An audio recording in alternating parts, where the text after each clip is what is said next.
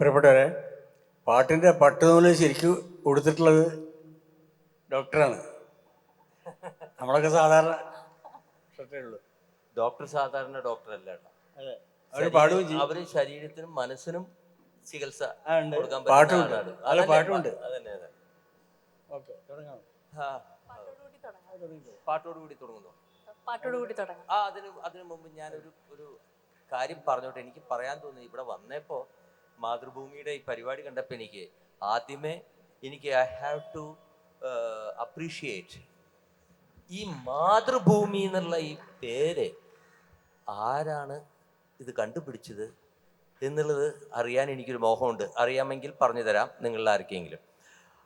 വേറൊന്നും കൊണ്ടല്ല, ഈ ഭൂമിയിലെ ഏറ്റവും വലിയ വികാരം എന്ന് പറയുന്നത് മാതൃത്വമാണെന്ന് വിശ്വസിക്കുന്ന ഒരാളാണ് ഞാൻ ഈ ഭൂമിയിലെ. അപ്പൊ അങ്ങനെ ഒരു പേര് മാതൃഭൂമി എന്ന് പറഞ്ഞ് കൊടുത്തിരിക്കുന്നു എന്ന് പറയുന്നത് വളരെ വലിയൊരു കാര്യം. പ്രത്യേകിച്ച് ഇന്നത്തെ പരിപാടിയിൽ ഞാനത് പറയുന്നതിനൊരു കാരണമുണ്ട്. ഇതിവിടെ ഞങ്ങളൊരു കുടുംബമായിട്ടാണ് ഇരിക്കുന്നത്. ഇതിവിടെ അമ്മയുണ്ട്, അച്ഛനുണ്ട്, മോളുണ്ട്.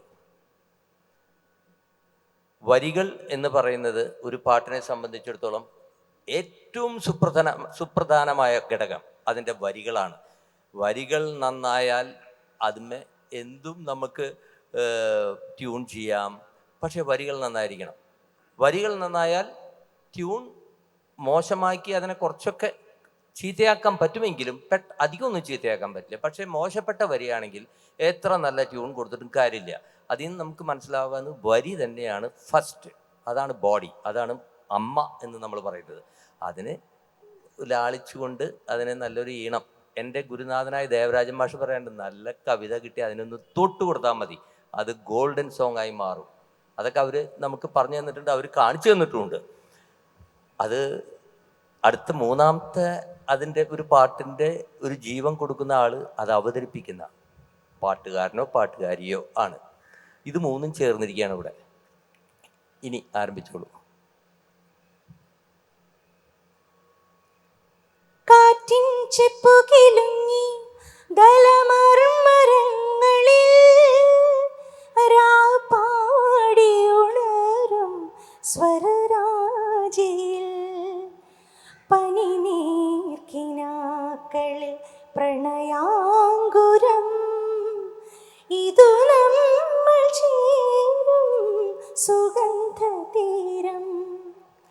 അന്തിവയിൽ പൊന്നുതിരും ഏതൻ സ്വപ്നവുമായി വെള്ളിമുകിൽ പൂവണിയും അഞ്ജനത്താഴ്വരയിൽ.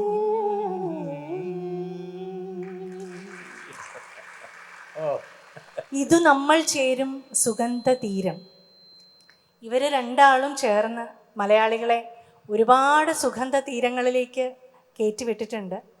ഒരുപാട് മനോഹര ഗാനങ്ങൾ ഇവരുടെ രണ്ടുപേരുടേതുമായിട്ടുണ്ട്. 1 മണിക്കൂർ കൊണ്ട് ഈ ഒരുമിച്ചുണ്ടാക്കിയ ഒരു സൂപ്പർ ഹിറ്റുകളെ പരാമർശിച്ച് പോകാൻ തന്നെ നമുക്ക് സമയം ഉണ്ടാവില്ല. എനിക്ക് പക്ഷേ രണ്ടാളും തമ്മിൽ ഒരുപാട് സാമ്യങ്ങൾ തോന്നിയിട്ടുണ്ട്. ഒന്ന്, രണ്ടുപേർക്കും താടിയുണ്ട്, അതുണ്ട്.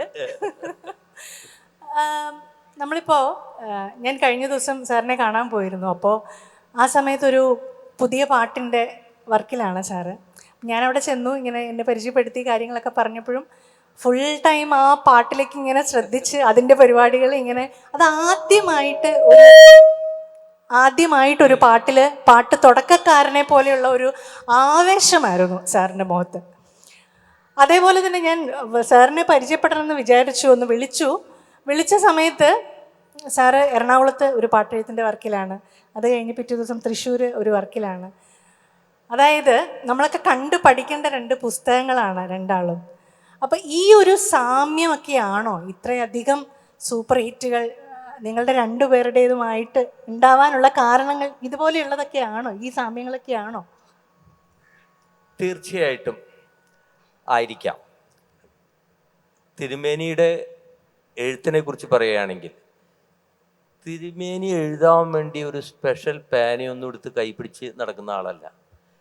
തിരുമേനിക്ക് എന്താണ് തൻ്റെ ഹൃദയത്തിൽ നിന്നും പറയാനുള്ളത് അത് ഭംഗിയായിട്ട് നമുക്ക് അങ്ങോട്ട് എഴുതി തരും. അപ്പം അതിന് നമുക്ക് അത്രമാത്രം നമുക്ക് അതിനോടൊരു എന്താ പറയുക, നമ്മളുടെ സിറ്റുവേഷൻ അനുസരിച്ചിട്ടുള്ള കാര്യങ്ങളാണ്. പക്ഷെ അതിന് ഒരു അതിഭാവുകത്വം ഉണ്ടാവില്ല. വളരെ നാച്ചുറലായിട്ട് നമ്മൾ ആ ക്യാരക്ടറായിട്ട് നമുക്ക് എന്തൊക്കെ പറയാൻ തോന്നുന്നു, എന്തൊക്കെയാണ് നമ്മുടെ ജീവിതത്തിലെ അനുഭവങ്ങളുടെ വെളിച്ചത്തിൽ നിന്നും വരുന്ന മനോഹരമായിട്ടുള്ള വരികൾ, നാച്ചുറലായിട്ടുള്ള വരികൾ. അപ്പം അത് ഈണം ചെയ്യാൻ ഒരു സുഖമാണ്. നമുക്ക് ഒരുപാട് ജിമിക്സ് ഒന്നും കാണിക്കേണ്ട ആവശ്യമില്ല. ഇപ്പം ഞാനൊരു ട്യൂൺ എഴുതി കൊടുത്താൽ തന്നെ, ട്യൂൺ ഉണ്ടാക്കി കൊടുത്താൽ, ഇന്നിപ്പോൾ അങ്ങനെയാണല്ലോ, ആദ്യം ട്യൂൺ ഉണ്ടാക്കി കൊടുക്കണം അല്ലേ? നമ്മൾ കുറെ ടാ T T T T T എന്നൊക്കെ പറഞ്ഞിട്ട് വരികൾ ഉണ്ടാക്കി കൊടുക്കും. ഈ വരികൾ ഉണ്ടാക്കി കൊടുത്തു കഴിഞ്ഞാൽ അതിനും ട്യൂൺ ഉണ്ടാക്കി കൊടുത്താൽ തിരുമേനി ആ ട്യൂണിനല്ല എഴുതുക. അതാണ് അതിൻ്റെ പ്രത്യേകത. തിരുമേനി അതിലെന്താണ് ഞാൻ ഉദ്ദേശിച്ചിരിക്കുന്ന ഭാവം എന്നുള്ളത് ഉൾക്കൊണ്ടിട്ട് അതിന് കൃത്യമായിട്ട് ഒരു കവിത അല്ലെങ്കിൽ കുറച്ച് വരികൾ നമുക്ക് തരുമ്പോൾ നമ്മൾ കൊടുത്ത ട്യൂണും അത് നമ്മൾ ചിലയിടത്ത് അവിടെ ഇവിടെയൊക്കെ ചെറിയ ചെറിയ വ്യത്യാസങ്ങൾ നമുക്ക് തോന്നിക്കും. സത്യത്തിൽ ഒരുപാട് പാട്ടുകൾ, മിക്ക പാട്ടുകൾ അതെന്താന്ന് വെച്ച് കഴിഞ്ഞാൽ, ആ പാട്ടിലിപ്പോൾ ഞാൻ തക്കിട്ട തക്കിട്ട തക്കിട്ട തക്കിട്ട ഒരു ട്യൂൺ, ഒരു മീറ്റർ കൊടുത്തു. തിരുമേനി തക്ക തക്ക തിമ്മി എന്ന് പറഞ്ഞിട്ട് എഴുതി തരും. ഞാൻ ആദ്യം ഞെട്ടും, ഇത് എങ്ങനെയത്. അപ്പൊ തിരുമേനി വളരെ അത്യാവശ്യം നന്നായിട്ട് പാടാൻ അറിയാവുന്ന ഒരു വ്യക്തി ആയതുകൊണ്ട് ഇത് ഉദ്ദേശിച്ചത് ഇങ്ങനെയാണ്, തക്കിട്ട വെച്ചിട്ടൊരു വേറെ വാക്കൊക്കെ ഉണ്ടാക്കാം, പക്ഷെ ഇത്ര നല്ല വരി കിട്ടില്ല.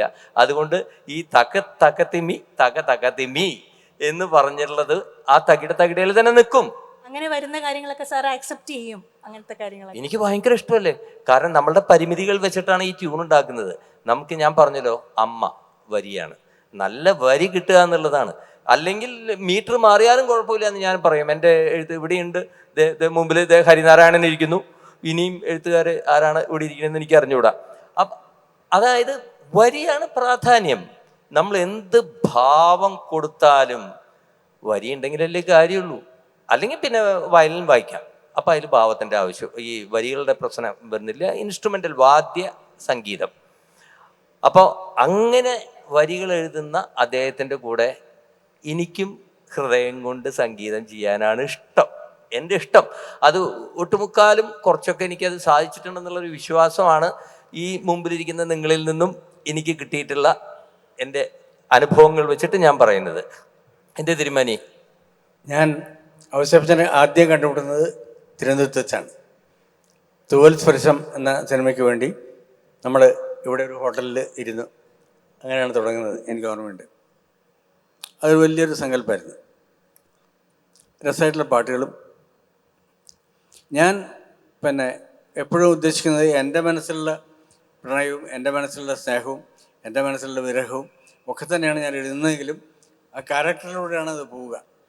അതുകൊണ്ട് എനിക്ക് എപ്പോൾ കേട്ടാലും അത് ഫീൽ ചെയ്യും. അത് നിങ്ങൾക്കും അതുപോലെ ഫീൽ ചെയ്യും. അതാണ് അതിൻ്റെ ഫീലിങ്ങിൻ്റെ കാരണം. അതാ, അല്ലാതെ എനിക്ക് തോന്നിയത് എഴുതുന്നതല്ല, ഔസേപ്പച്ചന് തോന്നിയ ട്യൂൺ ഇടുന്നതല്ല. ഞങ്ങൾ രണ്ടുപേരുടെയും കുട്ടിയാണത്. അതൊരു സാമ്യമായിട്ട് എനിക്ക് തോന്നിയിട്ടുണ്ട്. സാറിങ്ങനെ പറഞ്ഞ് ഞാൻ കേട്ടിട്ടുണ്ട്. ആകാശദൂതൊക്കെ ചെയ്യുന്ന സമയത്ത് ആ വിഷമം മുഴുവൻ എനിക്ക് ചിലപ്പോൾ കണ്ണ് നനയുമായിരുന്നു അതിന്റെ ബാക്ക്ഗ്രൗണ്ട് സ്കോറിംഗ് ഒക്കെ ചെയ്യുമ്പോഴെന്നൊക്കെ പറഞ്ഞതിന്റെ ഒരു ചെറിയ തുടർച്ച. അതായത് ഇപ്പം ഞാൻ അതിൽ ഒന്ന് പാടിത്തരേണ്ടി വരും കേട്ടോ, അറിയാമെങ്കിൽ. അതായത്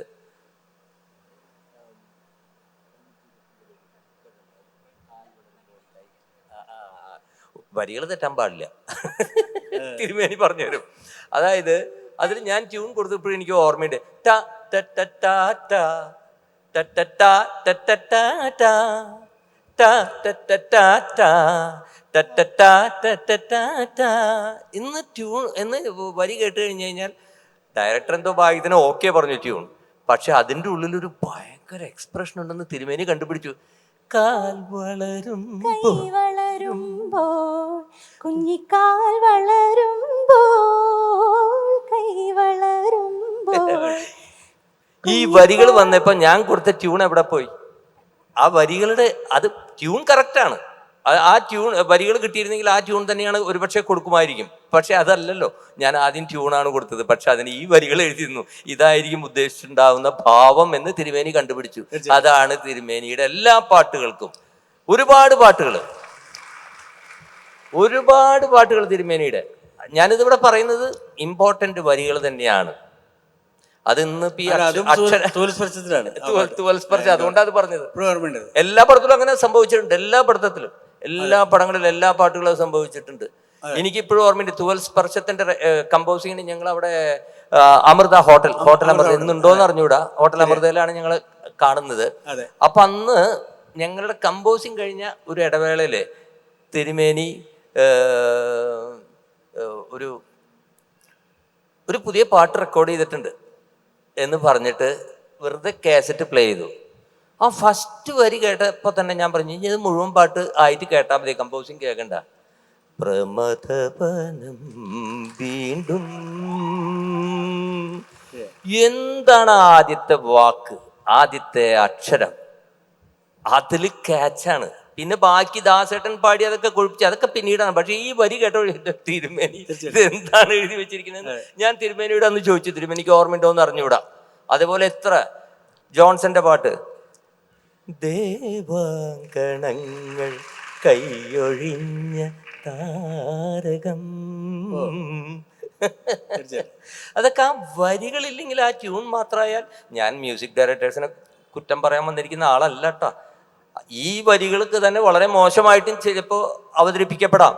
അതിൻ്റെ ആ ഈണം അതിന് വളരെ പെർഫെക്റ്റ് ആയിട്ട് വരികയും അത് പാട്ടുകാരനോ പാട്ടുകാരിയോ അത് നന്നായിട്ട് പാടുകയും ചെയ്തുകൊണ്ടാണ് ഈ പാട്ട് അതിൻ്റെ മേലെ അതിൻ്റെ പിക്ചറൈസേഷൻ അല്ലേ തിരുമേനി, കറക്റ്റ് അല്ലേ? ഞാൻ മിക്കവാറും പാട്ടുകൾ തൊട്ടടുത്തുള്ള പടത്തിൻ്റെ വർക്കിൻ്റെ സമയത്ത് ഔസേപ്പച്ചനെ കേൾപ്പിക്കാറുണ്ട്.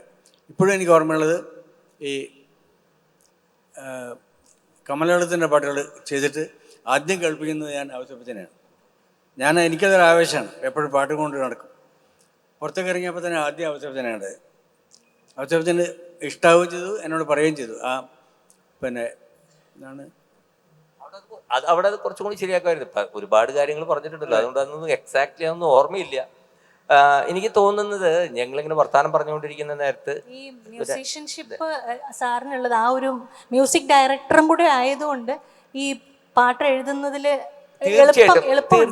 തീർച്ചയായിട്ടും അതൊരു ബ്ലെസ്സിങ് ആണ്. അല്ല, ഹൃദയബന്ധം എന്ന് പറയുന്നത് ഞാൻ ഇവിടെ നിന്ന് കണ്ടത് മുതൽക്ക് ഈ നിമിഷം വരെ ഇത് കണ്ടിന്യൂസ് ആയിട്ട് തുടർന്നു പോകുന്നതാണ് ഞങ്ങൾ തമ്മിലുള്ള ബന്ധങ്ങൾ. എൻ്റെ എല്ലാ മ്യൂസിക് ഡയറക്ടേഴ്സായിട്ടും എല്ലാവരുമായിട്ടും എനിക്ക് എപ്പോഴും അടുത്ത ബന്ധമാണ്. ഞങ്ങൾ തമ്മിൽ ഒരിക്കലും പാട്ടിൻ്റെ പേരിൽ കലഹിച്ചിട്ടില്ല. ഔസേപ്പച്ചനായിട്ടുമില്ല, പിന്നെ ജോൺസനായിട്ടുമില്ല, രവിയേട്ടനായിട്ടുമില്ല, ഒന്നുമില്ല. ഞങ്ങൾ വെറുതെ സ്വഭാവത്തിലൊക്കെ തമാശ പറയും, പക്ഷെ ഒരിക്കലും, കാരണം അത് ആത്മബന്ധമാണ്. ആത്മബന്ധമില്ലാതെ ഒരു പാട്ടുണ്ടാവില്ല. കൈതപ്രം സാറിനോടാണ് ഈ ലിറിസിസ്റ്റായ മ്യൂസിക് ഡയറക്ടറായ ലിറിസിസ്റ്റ് ആയതുകൊണ്ട് ഇപ്പം നമ്മൾ സാധാരണ ഒരു ലിറിക് റൈറ്റർ അത് എഴുതുമ്പോൾ അവരുടെ മനസ്സിലൊരു പ്രോസസ്സ് ഉണ്ടാവും. അപ്പം മ്യൂസീഷ്യൻ ആയതുകൊണ്ട് പാട്ട് എഴുതുമ്പോൾ എങ്ങനെയാണ് സാറിൻ്റെ മനസ്സിലത് ഒരു പാട്ട് മറുപടി ആദ്യം പറയാം മോളെ. ഞാൻ ഒരിക്കലും എൻ്റെ ഇതൊക്കെ സാധനം എടുത്തു വെച്ചിട്ടേ ഞാൻ ഇവരടുത്തേക്ക് പോവുള്ളൂ. കാരണം ഞാൻ മ്യൂസിക് ഡയറക്ടറായിട്ട് അവിടെ പോയി കളിക്കുന്നില്ല, ഒരിക്കലും ഇല്ല. ഞാൻ കളിവീടൊക്കെ ചെയ്തതിന് ശേഷം പോലും ഞങ്ങൾ വർക്ക് ചെയ്തിട്ടില്ലേ, ഒരിക്കലും ഞാൻ എൻ്റെ ടേസ്റ്റൊന്നും അവിടെ എടുക്കില്ല. ഇപ്പോൾ ഔസേപ്പച്ചൻ്റെ ട്യൂണാണ്, അതാണ് ഞാൻ എഴുതുന്നത്, അതിന് ഗൗരവം കൊടുക്കും. ഒരിക്കലും എൻ്റെ സംഭവം ഒന്നും എടുത്ത് കേട്ടില്ല. പക്ഷേ അവർ പറയുന്നത് എനിക്ക് മനസ്സിലാക്കാൻ കഴിയും. കാരണം എപ്പോഴും താളം, തിസ്രം അല്ലെങ്കിൽ രാഗം അല്ലെങ്കിൽ ഇങ്ങനത്തെ സംഭവങ്ങളൊക്കെ വെച്ചിട്ട് നാടകങ്ങൾ, ഇതൊക്കെ എനിക്ക് തിരിച്ചറിയാൻ പറ്റും. മോൾ പറഞ്ഞ ആ കാര്യം കൊണ്ട് എനിക്ക് എളുപ്പമുണ്ട്. കുറച്ച് ഇത്തരം കാര്യങ്ങൾ മനസ്സിലാവുന്നുണ്ടെങ്കിൽ നമുക്ക് എഴുതാനും അത് പ്രതിഫലിപ്പിക്കാനൊക്കെ എളുപ്പമുണ്ട്. അത് മാത്രമേ ഞാൻ ചെയ്യാറുള്ളൂ. ഒരിക്കലും എൻ്റെ ഒരു തിരുമേനി അതൊക്കെ അങ്ങനെ പറഞ്ഞാലും ഞാനിവിടെ നേരത്തെ പറഞ്ഞ ഒരു കാര്യം നിങ്ങൾ പ്രത്യേകിച്ച് ശ്രദ്ധിക്കണം. തിരുമേനി പാട്ട് എഴുതുമ്പോൾ എന്തുകൊണ്ട് അതിന് അത്രയും നാച്ചുറൽ ആയിട്ടുള്ള ഒരു പാട്ടായിട്ട് മാറുന്നുണ്ട്. ഏത് പാട്ടെടുത്താലും, എത്ര ഡിഫിക്കൽട്ട് സോങ് ആയാലും സിമ്പിൾ സോങ് ആയാലും വളരെ നാച്ചുറൽ ആയിട്ടുണ്ടായിട്ടുള്ള ഒരു പാട്ടായിട്ട് തോന്നും. അതിൻ്റെ കാരണം അതിൽ ഇപ്പം നട, രാഗഭാവം ഇത് തിരിച്ചറിയുന്നതുകൊണ്ട് വെറുതെ ആ കൊടുക്കുന്ന ട്യൂണിന് എക്സാക്ട്ലി ഫിറ്റ് ചെയ്യുന്ന വരികളല്ല തിരുമേനി എഴുതുക. അതൊക്കെ ആ ഭാവം കൊണ്ട് അത് മാറ്റിയാലും ആ ട്യൂണിനകത്ത് നിന്നുകൊണ്ട് തന്നെ പണിയെടുക്കാൻ പറ്റുന്നത് തിരുമേനിക്കറിയാം. അതുകൊണ്ടാണ് അത് ആ പാട്ട് നന്നാവുന്നത്. അല്ലെങ്കിൽ എക്സാക്ട്ലി ഞാൻ കൊടുത്ത ട്യൂണ് എഴുതി കഴിഞ്ഞ് കഴിഞ്ഞാൽ പലപ്പോഴും അത് ചുക്കുമുളക് തീപ്പല്ല് എന്നൊക്കെ നമ്മൾ പണ്ട് ചെറുപ്പത്തിൽ പറയാറുണ്ട്. അങ്ങനെ ആയി പോകും. അത് ആവാറില്ല തിരുമേനി എഴുതുമ്പോൾ. നമുക്ക് പെട്ടെന്ന് നമ്മുടെ ട്യൂൺ തിരുമേനി എഴുതി വരുമ്പോൾ ഇത് ഞാൻ കൊടുത്ത ട്യൂൺ അല്ലല്ലോ എന്നൊക്കെ തോന്നും. അങ്ങനെ സംശയം വരുന്നു. ആദ്യമൊക്കെ അങ്ങനെയായിരുന്നു. പിന്നെ ഞാൻ തിരുമേനിയുടെ ശൈലി പഠിച്ചു. അപ്പൊ കിട്ടുമ്പോഴേക്കും എനിക്ക് മനസ്സിലായി. ഞാൻ ഒരു കാര്യം പറയാം. ഇപ്പം സമഗമ പസാനി അതില ആ സ്വരങ്ങനെ പാടിയപ്പോൾ അങ്ങനെയാണ് ആദ്യം ആ പാട്ടുണ്ടാവുന്നത്. അപ്പോ സമയമിതപൂർവസായാഹ്നം അങ്ങനെ സമയമിതപൂർവസായാഹ്നം സ്വരാക്ഷരം എന്ന് പറയും. അതെ, സമഗമ എന്നുള്ളതിന് സ്വരാക്ഷരം കൂടി സംഭവം വന്നു. മ്യൂസിക് ഡയറക്ടറായ ഈ സംഭവം ഞങ്ങൾ ചേർത്തല ഷൂട്ട് ചെയ്യുന്ന സ്ഥലത്താണ് എഴുതാൻ തുടങ്ങുന്നത്. എല്ലാവരും തിരക്കിനിടയിൽ ഇയാൾ കമ്പോസ് ചെയ്യുന്നുണ്ട്, ഞാൻ എഴുതുന്നുണ്ട്. അതിനിടയിൽ പാട്ടിലിടക്ക് വന്ന് നോക്കും. ഓക്കെയാണ്, പല്ലവി ഓക്കെ ആണെന്ന് പറഞ്ഞാൽ നമ്മൾ അടുത്ത് തുടങ്ങും. വൈകുന്നേരം ആകുമ്പോഴേക്കും പാട്ട് തീർന്നു. അങ്ങനെയാണ് അത്. ആ അന്തരീക്ഷമായിട്ട് ചേരുമ്പോൾ ഭയങ്കര രസമായിരുന്നത്. ഇപ്പോഴും എനിക്ക് മറക്കാൻ പറ്റാത്തൊരു ഷൂട്ടിങ്ങും എഴുത്തും പിന്നെ കമ്പോസിങ്ങുമാണ്. ചില പാട്ടുകൾ നമ്മൾ ഒരുമിച്ച് വേഗം സംഭവിക്കും. ചില പാട്ടുകൾ വേഗം സംഭവിക്കും. ഒരുമിച്ചുള്ള ചില പാട്ടുകൾ നമുക്കത് വരികൾ കിട്ടി ട്യൂൺ ചെയ്തു വേഗം നിമിഷങ്ങൾക്കകം ചില പാട്ടുകൾ ഉണ്ടാവും. അല്ല, ഈ വേഗത അല്ല അതിന്റെ കാര്യം. നമ്മളെ എങ്ങനെ ഉൾക്കൊള്ളുന്നു അത്രയും ഉൾക്കൊണ്ട അത്രയും സ്പീഡിൽ വരും. ചില പാട്ടുകൾ പക്ഷെ നമ്മൾ കുറെ സമയം എടുക്കേണ്ടി വരും. ആ സമയമൊന്നും പ്രശ്നമില്ല. അങ്ങനെ പെട്ടെന്നുണ്ടായ ഒരു സൂപ്പർ ഹിറ്റ് പാട്ട് അല്ലെങ്കിൽ കുറച്ച് വൈകി ഉണ്ടായ നിങ്ങൾ രണ്ടുപേരും കൂടെ ചേർന്നിട്ടുള്ളതിൽ എല്ലാ പാട്ടുകളും വേഗത്തിലുണ്ടായി. വളരെ ചെറിയ ചില പാട്ടുകൾ മാത്രം കുറച്ചധികം സമയത്തുണ്ടായാലും ഒരു പാട്ടാണ് ഇനി എന്ത് നൽകണം ഞാനിനിയും എന്ത് നൽകണം. അത് ബുദ്ധിമുട്ടായത് വേറൊന്നും കൊണ്ടല്ല, അതായത് താളം ഒരു പ്രത്യേക രീതിയിൽ ഗ്യാപ്പ് വിടാതെ കണ്ടിന്യൂസ് ആയിട്ട് ബ്രെത്ത്ലെസ് പോലെ ഒരു ട്യൂൺ ഉണ്ടാക്കണം എന്നുള്ളൊരു വലിയൊരു ചലഞ്ച്. അതെ അതെ അതെ, ട്യൂൺ ഉണ്ടാക്കിയിട്ട് എഴുതിയിരിക്കുന്നതാണ്. അപ്പൊ ഇത് അങ്ങനെ കിട്ടാൻ വേണ്ടിയിട്ട് അതായിരുന്നു ഡയറക്ടർക്ക് അങ്ങനെ ഒരു ആഗ്രഹം. അതായത് ഒരു പ്രത്യേക തരത്തിലൊരു പാട്ട് വേണം, താളത്തിലായിരിക്കണം, എന്നാൽ ഇൻ ബിറ്റ്വീൻ ഗ്യാപ്പുകൾ വരാൻ പാടില്ല. അപ്പോൾ ഒരു ബാർ കഴിഞ്ഞ് അടുത്ത ബാർ കഴിഞ്ഞ് അടുത്ത ഓരോ ബാറായിട്ട് പോകുന്നതിന് പകരം 4 ബാർ കൂടുമ്പോഴാണ് ഒരു സമം വരുന്നത്. അങ്ങനെയാണ് പാട്ടുണ്ടാക്കിയത്. അപ്പൊ അത് എഴുതൽ ഇത്തിരി ബുദ്ധിമുട്ടായിരുന്നു. അത് കുറച്ച് സമയം എടുത്തു. കുഴപ്പമില്ല, നല്ലൊരു പാട്ടുണ്ടായി. തീർച്ചയായിട്ടും ഒരു വ്യത്യസ്തമായ പാട്ട്.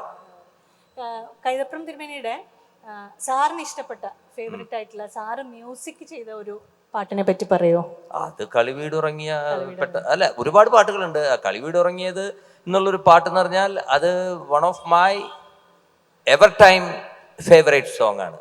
കളിവീടുറങ്ങിയല്ലോ പറഞ്ഞപ്പോഴാണ് ഞാൻ പറയണത്, എനിക്ക് ഒരുപാട് അതിശയം തോന്നിയിട്ടുണ്ട് ആ പാട്ടിൻ്റെ കാര്യത്തിൽ. അതായത് നമ്മൾ മോഹനരാഗം എന്ന് പറയുന്നത് വളരെ പ്ലസൻ്റ് ആയിട്ട് കർണാട്ടിക് മ്യൂസിക്കിൽ ഉപയോഗിക്കുന്ന ഒരു രാഗമാണ് മോഹനരാഗം.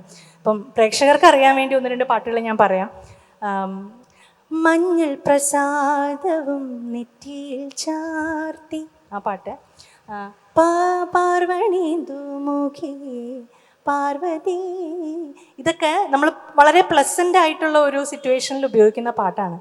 അതിൽ നിന്നൊക്കെ വ്യത്യാസപ്പെട്ട് ദേശാടനം എന്ന സിനിമയിൽ ഏറ്റവും അതിവൈകാരികമായിട്ടിരിക്കുന്ന ഒരു സ്ഥലത്ത് ഏറ്റവും മനസ്സ് നൊന്ത് നീറി പാടണ ഒരു പാട്ടിന് മോഹനരാഗം സാറ് തെരഞ്ഞെടുത്തത്, അത് ഞാനും ആലോചിച്ചിട്ടുണ്ട് ആ കാര്യം.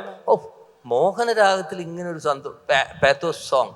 ആ ശോകം മുഴുവൻ കൊണ്ടുവരാൻ കഴിഞ്ഞു എന്നുള്ളതാണ്. അല്ല, അതിന് ആവശ്യത്തിന് ആദ്യം മറുപടി പറഞ്ഞതാണ്. ആ മറുപടിയാണ് എനിക്ക് പറയാനുള്ളത്. നമ്മളെ പിന്നെ ലിറിക്കാണ് അത് നിയന്ത്രിച്ചത്. ഏത് ട്യൂണായാലും ആ ട്യൂണിനെ നിയന്ത്രിക്കുന്നത് ലിറിക്കാണ്. അതിലുള്ള ഭാവം അതാണ്. അതുകൊണ്ട് ആ രാഗവും അതിന് യോജിച്ചതായി.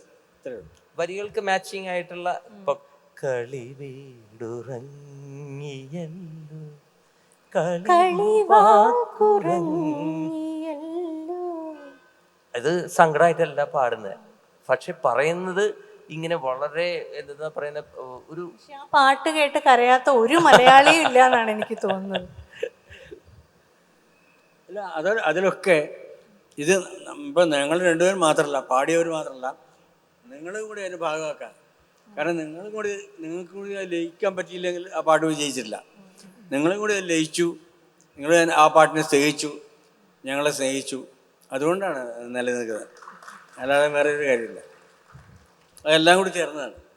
തീർച്ചയായിട്ടും. ഈ രാഗത്തിൻ്റെ കാര്യം പറഞ്ഞുകൊണ്ട് ഞാൻ സാറിനോടൊരു ചോദ്യം ചോദിക്കുകയാണ്. 2007 ഒരേ കടൽ എന്ന സിനിമ, ഔസേപ്പച്ചൻ സാറിൻ്റെ എൻ്റെ പേഴ്സണൽ ഫേവറേറ്റ് എന്ന് പറയുന്നത് ഒരേ കടൽ തന്നെയാണ്. അപ്പം അതിൻ്റെ ഒരു പ്രത്യേകത എന്ന് പറഞ്ഞു കഴിഞ്ഞാൽ പല ഇൻ്റർവ്യൂസിലും സാറ് പറഞ്ഞിട്ടുണ്ടാവും, ശുഭപന്തുവരാളി രാഗത്തിലാണ് അതിലെ എല്ലാ പാട്ടുകളും ചെയ്തേക്കുന്നത്.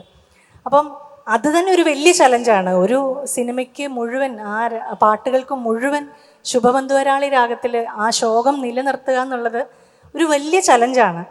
അതും ആ ക്യാരക്ടേഴ്സിൻ്റെ, മമ്മൂട്ടിയും മീര ജാസ്മിനും അവതരിപ്പിച്ച ആ ക്യാരക്ടേഴ്സിൻ്റെ മനോവ്യഥ മുഴുവൻ ആ പാട്ടുകളിലെല്ലാം അവരുടെ മാനസിക വ്യാപാരങ്ങൾ എങ്ങനെയാണോ അങ്ങനെയാണ് ആ പാട്ടുകൾ. ഇപ്പോൾ ഉദാഹരണമായിട്ട് വിനീത് ശ്രീനിവാസൻ പാടിയ നഗരം വിധുരം എരിയും ഹൃദയം വേർപെടുമെന്നോർമകൾ വേദനയായി, മമ്മൂട്ടി അവതരിപ്പിക്കുന്ന ആ ക്യാരക്ടറിൻ്റെ ആ ഒരു എന്താ പറയുക മാനസിക വിസ്ഫോടനം എന്നൊക്കെ പറയുന്ന പോലെ ഒരു അത് മുഴുവൻ നമുക്ക് ആ പാട്ടിൽ ഇതിപ്പോ നിങ്ങള് അധികം പേര് കേട്ടിട്ടുണ്ടാവില്ലേ ഈ പാട്ട്? അടുത്ത പാട്ട് മീര ജാസ്മിന്റെ ആ ഒരു ഏകാന്തത, വിഷാദം, ഒരു പെനിട്രേറ്റിംഗ് അഗണി എന്ന് പറയുന്ന ആ ഒരു വാക്ക് തന്നെ ഉപയോഗിക്കാം അവിടെ. പ്രണയ സന്ധ്യയൊരുവിൻ സൂര്യന്റെ വിരഹമറിയുന്നുവോ, വെറുതെ നെഞ്ചിലൊരുവാർ തിങ്കൾ തിരിയുമെരിയുന്നുവോ, പുലർനിലാവിൻ്റെ യമുനയിൽ ചന്ദ്രകാന്തമലിയുന്നുവോ, കനവിലായിരം കനകമേഘം കനൽ വരയ്ക്കുന്നുവോ. ബ്യൂട്ടിഫുൾ. It's very tough. വെറുതെ ഇത്തരം പാട്ടുകൾ ഇത് ഒരുപാട് ശ്രുതിഭേദകം ചെയ്തിട്ടുള്ള പാട്ടാണ്. ശുഭന്തുരാളി രാഗമാണെങ്കിലും അതിൽ ആ രാഗത്തിൽ തന്നെ നമ്മൾ ഭാവം പിടിച്ച് സജ്ജം പഞ്ചമൊക്കെ ഇങ്ങനെ നോക്കിയിട്ട് ഇരുന്ന് കമ്പോസ് ചെയ്ത് പാടി കഴിഞ്ഞു കഴിഞ്ഞാൽ നമുക്കൊരു ആവർത്തന വിരസത വരും. അതുകൊണ്ട് അത് ആ രാഗത്തിൽ നിന്നുകൊണ്ട് തന്നെ അതിൽ മോഹനവും ശുദ്ധധന്യാസിയും എല്ലാം ഹിന്ദോളൊക്കെ വരുന്നുണ്ട് അതില്. അപ്പൊ ആ ഭാവങ്ങളൊക്കെ എടുത്ത് പാടുമ്പോ ഒരു സപ്പോർട്ട് എല്ലാത്തിനും വരുന്നുണ്ട്. ഇപ്പൊ വേറെ ഇപ്പൊ പാടില്ലേ പുലർനീലാവിൻ, അവിടുന്ന് വേറെ ഒരു ഫീല്, വേറെ രാഗത്തിലേക്ക് പോകാം അതിനെ. പക്ഷെ ഈ രാഗത്തിൽ തന്നെയാണ് അത് അധിഷ്ഠമായിരിക്കുന്നത്. പിന്നെ അപ്പൊ ഞാൻ പറഞ്ഞത് ഇത് പാടുമ്പോ ഇതിന്റെ കൂടെ ഒരു കോഡോ ബാക്കിങ്ങോ ഉണ്ടെങ്കിലേ ഇത് പാടാൻ പറ്റുള്ളൂ. അല്ലാണ്ട് ഇങ്ങനെ പാടാൻ ടഫ് അല്ലേ? But you are doing it, singing it. ഇതിൻ്റെ കൂടെ ഒരു കാര്യം ഞാൻ പറയാം. പിന്നെ ഞാനത് സ്റ്റാർ സ്റ്റൈലിൽ അന്ന് എഴുതിയിട്ടുണ്ടായിരുന്നു. ഔസേപ്പച്ചനെ പറ്റി പറയുമ്പോൾ ഞാൻ എഴുതിയിരുന്നു. എൻ്റെ അനുഭവമാണ്. എൻ്റെ വീടിൻ്റെ മുമ്പിലൂടെ പോകുന്ന ഒരു പയ്യൻ, പിന്നെ ഞങ്ങൾ ബന്ധപ്പെട്ടൊരു വീട്ടിലേക്കാണ് അയാൾ പോയിക്കൊണ്ടിരിക്കുന്നത്. ഒരു ദിവസം എന്നെ കണ്ടപ്പോൾ ഒരു ചെറിയ അയാൾക്ക് മെൻ്റൽ പ്രശ്നം ഉണ്ടായിരുന്നു എന്ന് എൻ്റെ വൈഫ് എന്നോട് പറഞ്ഞു. അയാളിങ്ങനെ വന്നിട്ട് ഓടി എന്നെ വന്നിട്ട് കെട്ടിപ്പിടിച്ചിട്ട് എന്നോട് പറഞ്ഞു, പാതിരാമഴ എന്നുള്ള പാട്ടിങ്ങനെ മൂളിക്കൊണ്ട്, അത് എൻ്റെ പാട്ടാണ് കേട്ടാ, അത് എൻ്റെതാണ്. സത്യമായിട്ട് ആ ട്യൂണും കണക്ട് ചെയ്യാൻ പറ്റുന്നുണ്ട്, അയാൾക്കത് കണക്ട് ചെയ്യാൻ പറ്റുന്നു. അതേ ആ കഥ സിനിമയിൽ ഉള്ള അതിൻ്റെ ആ മൂഡും ആ ട്യൂണിൻ്റെ മൂഡും എഴുത്തിൻ്റെ ഇതും ഇതെല്ലാം കൂടി ആ ഒരു മനസ്സ് ഇളകിയിട്ടുള്ള അയാൾക്ക് പോലും എൻ്റെ പാട്ടാണ് എന്ന് തോന്നുന്നുണ്ടെങ്കിൽ അത് ആ ഔസേപ്പച്ചൻ്റെ വൈഭവം കൂടിയാണെന്ന് ഞാൻ പറയും. തീർച്ചയായിട്ടും എവിടെ മലയാളികളുണ്ടോ പാതിരാമഴ എന്നുള്ള പാട്ട്, ആ പാട്ടൊന്ന് മൂളി നമ്മൾ. പാതിരാമഴ ഏതോ ഹംസഗീതം പാടി, അത്ര നീട്ടുന്നില്ല, പാടി ഹംസഗീതം പാടി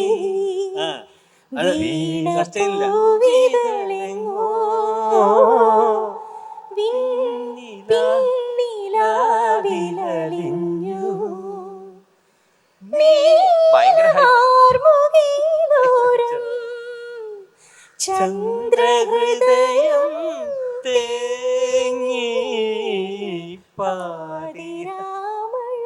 ആ പാട്ടിലൊരു സൈലൻസ് ഉണ്ട്. അതിലൊരു കാര്യം ആ പറയാം. ട്യൂണാണ് ആദ്യത്തെ തിരുമേനി, തുടങ്ങുന്നത് അങ്ങനെ. ഇത് നമ്മൾ ഒരാൾക്ക് ക്രെഡിറ്റ് കൊടുക്കണം കേട്ടോ. ഒരു പോർഷൻ ആ ക്രെഡിറ്റ് ഞാനിപ്പോ കൊടുക്കാം. അത് ചന്ദ്രഹൃദയം തേങ്ങി അങ്ങനെ കണക്ട് ചെയ്ത് ദാസേട്ടനാണ് കേട്ടോ. അയ്യോ ആ പാട്ട് ഞാനത് പ്ലെയിൻ ആയിട്ട് കണക്ട് ചെയ്തതാണ്. പക്ഷെ ദാസേട്ടൻ അതിനെ ഒന്ന് ഇങ്ങനെ സൂചിപ്പിച്ചു.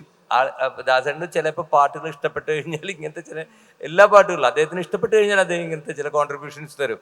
അങ്ങനെ ആ പാട്ട് കമ്പോസ് ചെയ്യുന്ന സമയത്ത് അത് ദാസാറ് തന്നെ പാടണം എന്നൊരു ആഗ്രഹം ഔസേപ്പച്ചൻ സാറിനും കൈതപ്രം സാറിനും ഉണ്ടായിരുന്നു. അത് നമ്മൾ അതിന്റെ പുറമേയുള്ള വിഷയമാണ്. പക്ഷെ ആ സമയത്ത് ഉള്ള ഒരു വല്ലാത്തൊരു മൂഡായിരുന്നു ആ കമ്പോസിങ്ങിന്റെ സമയത്ത്.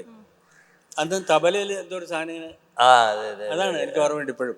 അതതിൻ്റെ പ്രത്യേക കാരണം. ഒരുപാട് നല്ല, ഞാൻ വളരെയധികം റെസ്പെക്ട് ചെയ്യുന്ന മദ്രാസിൽ is A great musician. Ilaiyaraaja പോലും അദ്ദേഹത്തിനെ കണ്ടു കഴിഞ്ഞാൽ ഭയഭക്തിയോട് കൂടിയിട്ട് കാണുന്ന ഒരു മനുഷ്യനുണ്ട്, VS നരസിംഹൻ. ഒരു വയലിനിസ്റ്റാണ്. അദ്ദേഹത്തിന് ഇന്ത്യൻ മ്യൂസിക്കും ശരി, വെസ്റ്റേൺ മ്യൂസിക്കും, ജാപ്പനീസ് മ്യൂസിക്കും, ചൈനീസ് മ്യൂസിക്കും എല്ലാം വഴങ്ങുന്ന ഒരു മ്യൂസീഷ്യനാണ് അദ്ദേഹം.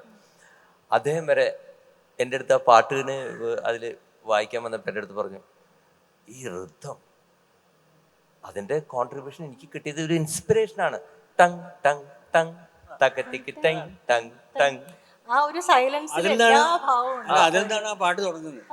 അപ്പോ അത് കമല് ഭംഗിയായിട്ട്, അതായത് സ്കാറ്റേഡ് ആയി കിടക്കുന്ന ഒരു തരത്തിലുള്ള താളമാണ്.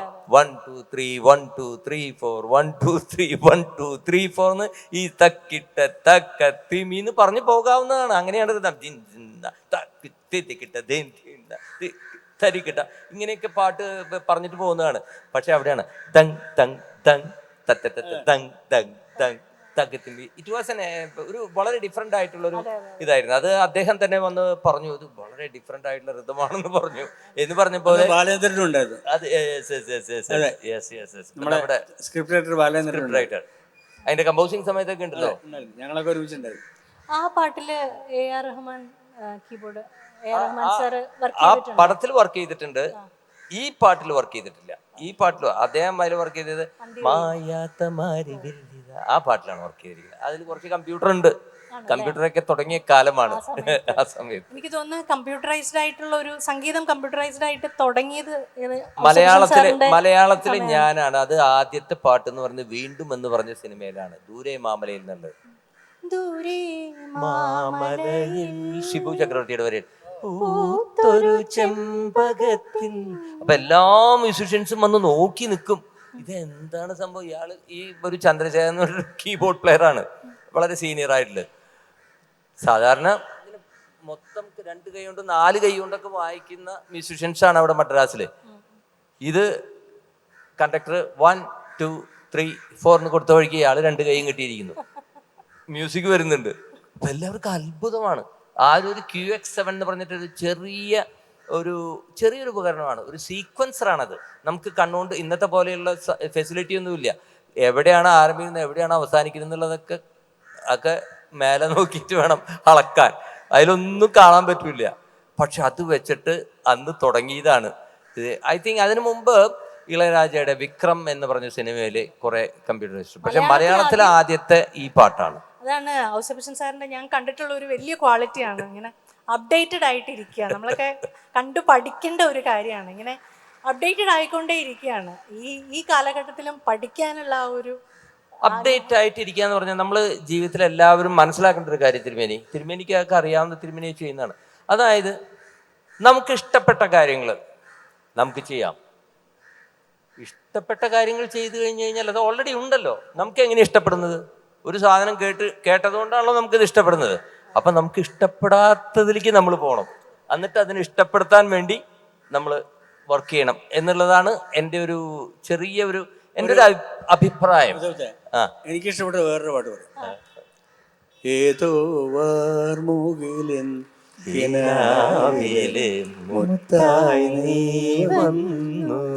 ഔസേപ്പച്ചൻ ചെയ്ത പാട്ടുകളിൽ എനിക്ക് ഏറ്റവും ഇഷ്ടപ്പെട്ട പാട്ട് ഡ്രാഫ്റ്റിൽ തന്നെ ഓക്കെ ആയ പാട്ടാന്ന് ഞാൻ കേട്ടിട്ടുണ്ട്. ശരിയല്ലേ?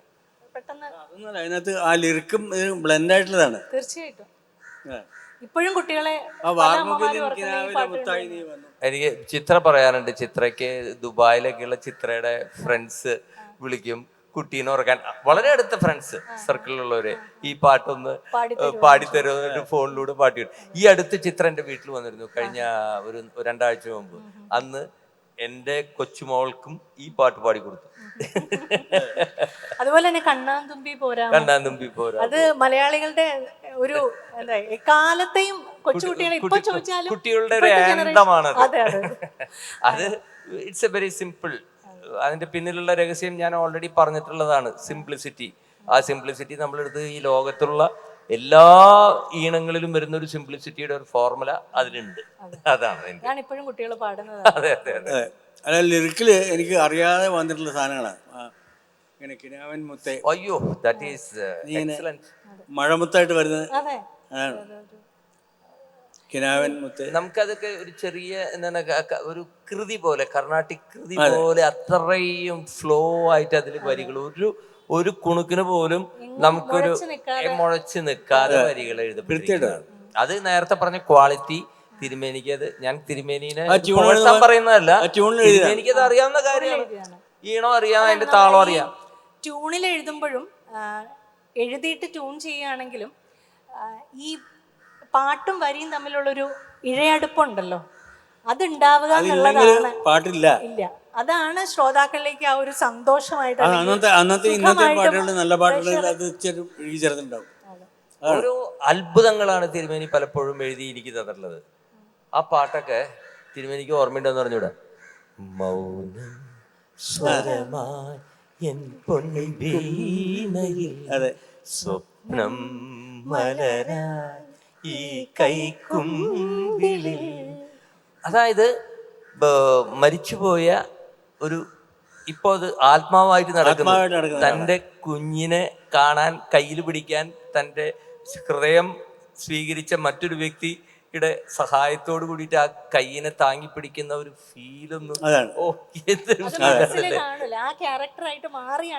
തീർച്ചയായിട്ടും ഇപ്പോഴും എനിക്ക് ഇഷ്ടപ്പെട്ട പാട്ടാണ് അത് ഇറങ്ങിയ സമയത്ത് അത്ര ഹിറ്റ് അല്ലാതാവുകയും ഇപ്പം ശരിക്കും നമ്മളൊക്കെ ഒരു പ്രോഗ്രാമിന് ചെല്ലുമ്പോൾ തന്നെ ഈ പാട്ടിന്റെയൊക്കെ അനുപല്ലവി തുടങ്ങുമ്പോഴേ ആൾക്കാർ കൈയടിക്കാൻ തുടങ്ങും.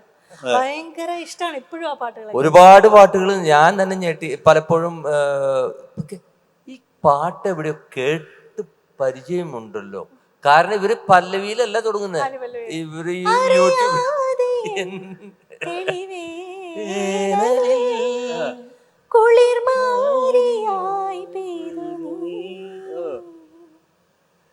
പാടികളൂ. നല്ല മഴയും ഇതൊക്കെ നമ്മൾ എത്രയോ ഉപയോഗിച്ചിട്ടുണ്ടെങ്കിലും, അല്ല മഴയൊക്കെ കൃത്യമായിട്ട് ഉപയോഗിച്ചിട്ടുണ്ടെങ്കിലും, മഴ പറയുമ്പോൾ പക്ഷെ അതിന് ആവശ്യത്തിന് കൃത്യമായിട്ട് ഉപയോഗിച്ചാൽ മനോഹരമായിരിക്കും. അതാണ് ഏത് വെയിലായാലും മഴ ഉപയോഗിക്കുന്നു എന്നുള്ളതാണ് കൃത്യമാണ്. ഇപ്പം ഔസേപ്പച്ചൻ്റെ പഴയ പാട്ടുകൾ, പിന്നെ നമ്മുടെ ഷിവുമായിട്ടുള്ള ചെയ്തിട്ടുള്ള പാട്ടുകൾ ഭയങ്കര ഇഷ്ടപ്പെട്ട പാട്ടുകൾ, പഴയ അതിമനോഹര പാട്ടാണെത്തുന്നു മുറ്റത്തെ ചക്കരമാവിൻ ചുവട്ടിൽ, മുറ്റത്തെ ചക്കരമാവിൻ ചുവട്ടിൽ. എല്ലാവരും ഏറ്റു പാടുന്ന പാട്ടുകൾ. എപ്പോ എന്ത് നൊസ്റ്റാൾജിയ വന്നാലും നമ്മുടെ മനസ്സിലേക്ക് ആദ്യം വരുന്ന പാട്ടിലൊന്നാണ് ഈ പാട്ട്. 1998 കൈക്കുടന്ന നിലാവെന്ന് പറഞ്ഞൊരു സിനിമ പുറത്തിറങ്ങി, കമൽ സാറിൻ്റെ ഡയറക്ഷനിൽ. അതിൽ മ്യൂസിക് ഡയറക്ഷൻ ചെയ്തത് കൈതപ്രം സാറായിരുന്നു. പക്ഷെ അതിൻ്റെ വരികൾ, അതാണ് എനിക്ക് അതിശയം. ഗിരീഷ് പുത്തഞ്ചേരി.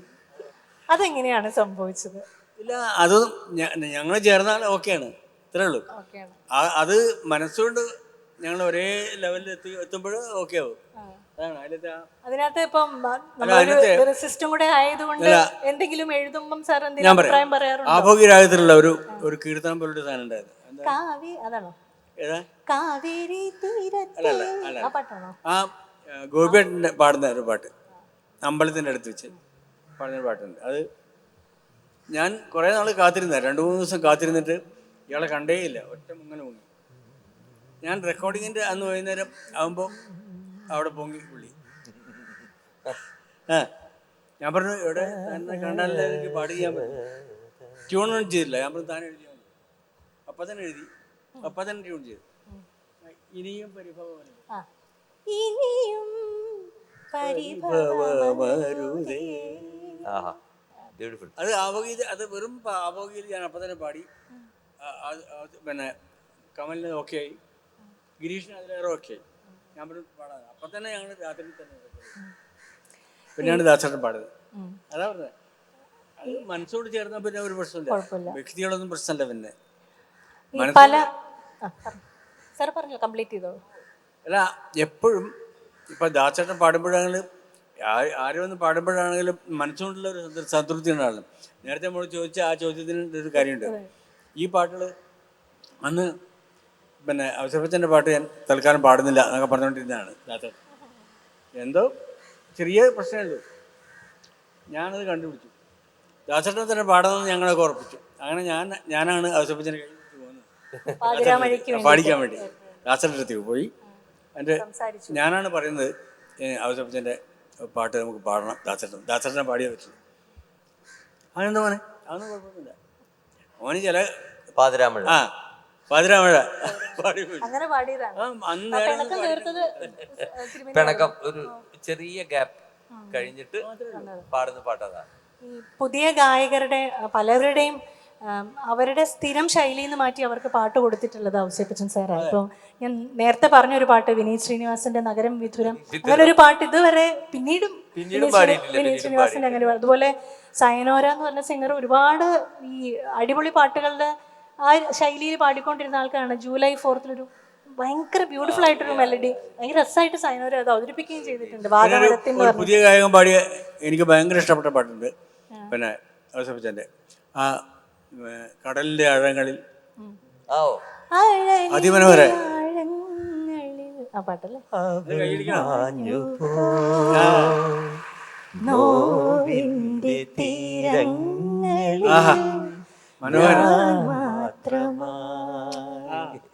അപ്പോൾ ഇതൊക്കെയാണെങ്കിലും ഷിബു ചക്രവർത്തി സാർ ഒരു മാഗസിനിൽ എഴുതിയത് ഞാൻ കണ്ടതാണ്. പുതിയ ഒരു ഗായികയെ, ആരാണെന്ന് എനിക്കറിയില്ല, പുതിയൊരു ഗായികയെ വിളിച്ചിട്ട് പറഞ്ഞു ഔസേപ്പച്ചൻ സാറിൻ്റെ ഒരു പാട്ടുണ്ട്, പാടാൻ വരണം എന്ന് പറഞ്ഞപ്പോൾ പുള്ളിക്കാരി പറഞ്ഞു ഞാനില്ല സാറേ എന്ന് പറഞ്ഞു. അപ്പം സാറ് പെട്ടെന്ന് അതിശയിച്ചു, എന്താണ് ഇത്രയും പ്രഗത്ഭനായ ഒരു മ്യൂസിക് ഡയറക്ടർ ഒരു പാട്ട് അവസരം കൊടുക്കാമെന്ന് പറയുമ്പോൾ വേണ്ടെന്ന് പറയുന്നത് എന്തായിരിക്കും എന്നിങ്ങനെ ആലോചിച്ചു. പിറ്റേ ദിവസം ആളുടെ വീട്ടിൽ ചെല്ലുന്നു, അവളോടൊന്ന് നേരിട്ട് ചോദിച്ചേക്കാമെന്ന് വിചാരിക്കുന്നു. അപ്പോൾ നേരിട്ട് ചോദിച്ചു, എന്താണ് അങ്ങ് പാട്ട് പാടാൻ വരാത്തത്? അതെ സാറേ, അത് എത്ര പാടിയാലും സാറിൻ്റെ മനസ്സിൽ എന്താണോ ഉള്ളത് അത് പാടുന്നവരെ ഞങ്ങളെ കൊണ്ട് പാടിപ്പിക്കും, അത് പാടാതെ വിടില്ല എന്നുള്ളതാണ്. അപ്പോൾ ഗായകർക്കൊക്കെ സാർ ഇത്ര ഒരു ടെററാണോ? ഇവിടെ വന്നിരുന്ന് ചിരിക്കുന്ന കണ്ടാൽ നമുക്കൊന്നും തോന്നുന്നില്ല, ഇത്ര ഒരു ടെററാണെന്ന് നമുക്ക് ഒരിക്കലും തോന്നുന്നില്ല. അപ്പം കൺസോളിലെ ഒരു കൊതി കൊണ്ടാണത്. നമുക്ക് നമ്മുടെ പാട്ടിന് അത്രമാത്രം പെർഫെക്ഷൻ അല്ല, നമ്മൾ ആ പാട്ടിന് അത്രമാത്രം ഇഷ്ടത്തോടു കൂടി സമീപിക്കുകയാണ്. അപ്പൊ നമ്മുടെ ഇഷ്ടത്തിനനുസരിച്ച് അത് കുറച്ചും കൂടി നന്നാവണം. അവസാനം അത് നാച്ചുറൽ ആയിട്ട്, അല്ലാണ്ട് നമ്മുടെ പണി തീർത്തു ടൈം നോക്കി കാശ് മേടിച്ച് പെട്ടിയിലിട്ട് പോവാന്നുള്ള, കാശിക്ക് പോയാലും കുഴപ്പമില്ല, പാട്ട് നന്നാവട്ടെ. അവരുടെയൊക്കെ ഏറ്റവും ബെസ്റ്റ് പാട്ട് ഞാൻ കേട്ടിട്ടുണ്ട്.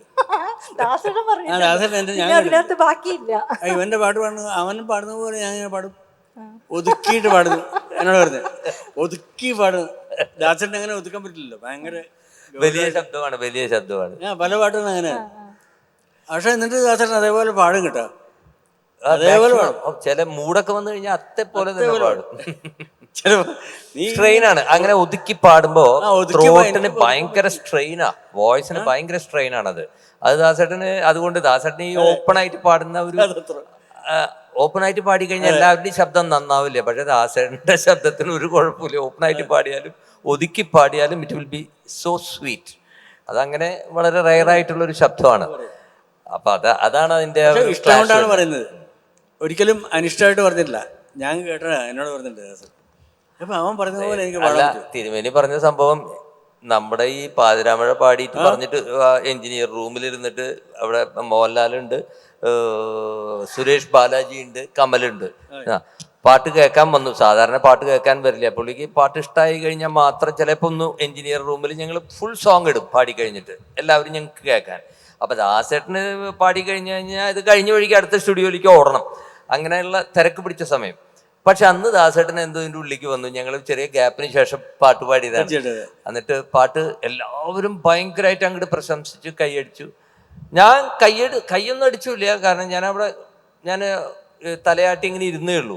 അപ്പോൾ ദാസേട്ടൻ എന്നെ നോക്കിയിട്ട് പറഞ്ഞു, ലാലിനെ വിളിച്ചിട്ട്, മോഹൻലാലിനെ വിളിച്ചിട്ട്, ഇവനെവിടെ ഇരിക്കുന്നുണ്ടാ, ഇവന്റെ മനസ്സിൽ ഈ സന്തോഷമൊന്നും ഉണ്ടായിട്ടില്ലെന്ന് എനിക്കറിയാം, ഇവൻ വിചാരിച്ച പോലെ ഞാൻ പാടിയിട്ടില്ല എന്നുള്ള ഉറപ്പാണ്, അതുകൊണ്ടാണ് ആ ഇരിപ്പിരിക്കുന്നത്.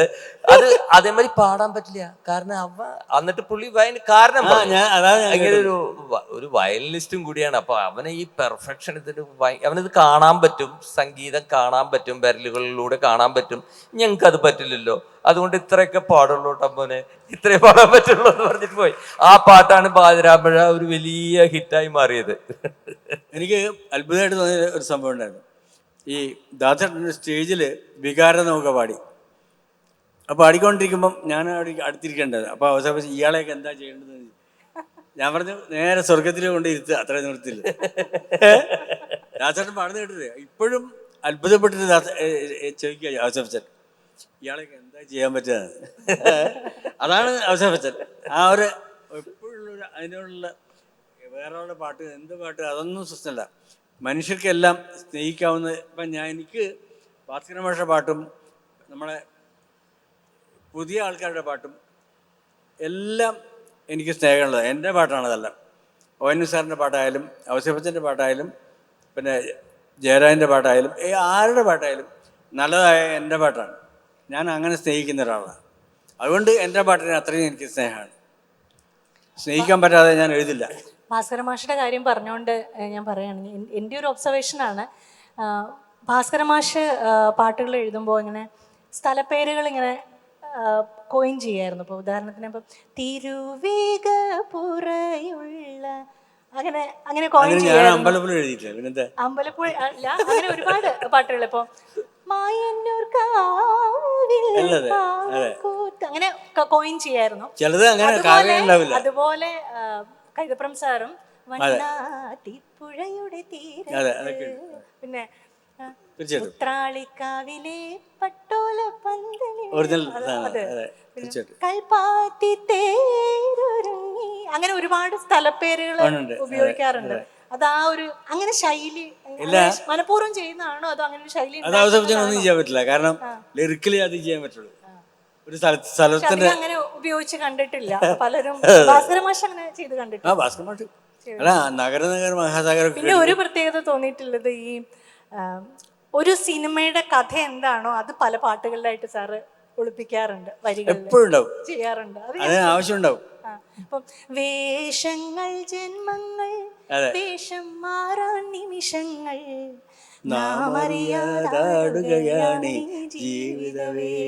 ആ സിനിമയുടെ ഫുൾ സ്റ്റോറി ആ ഒരു അത്രയും വരികളിലുണ്ട്. അതുപോലെ തന്നെ ഹരികൃഷ്ണൻസില് പൂജാബിംബം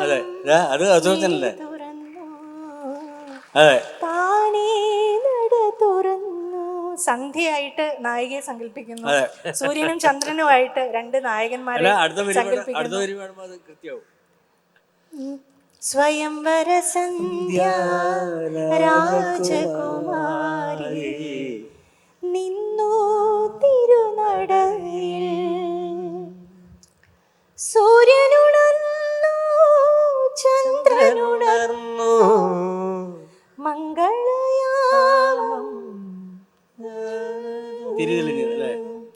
സൂര്യനും സ്വന്തം ചന്ദ്രനും സ്വന്തം, സന്ധ്യേ നീർക്കു സ്വന്തം. ആ സിനിമയുടെ മുഴുവൻ സ്റ്റോറി ആ ഒരു പാട്ടിലുണ്ട്. അങ്ങനെ അങ്ങനെ ചില ഗിമ്മിക്സ് സാറ് കാണിക്കാറുണ്ട്.